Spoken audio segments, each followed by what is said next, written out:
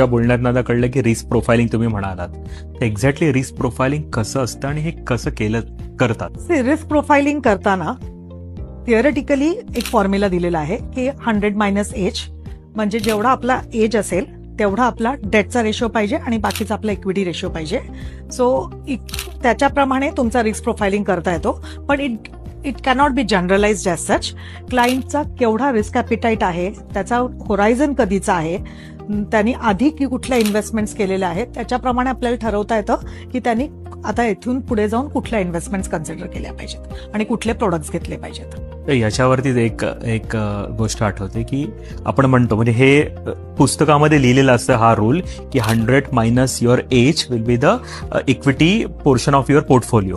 पण मी असे पण इन्व्हेस्टर्स बघितलेले ज्यांचं एज आहे 70-75, पण त्यांचा इक्विटी पोर्शन त्यांच्या पोर्टफोलिओमध्ये जवळजवळ 90% होता. हे कितपत योग्य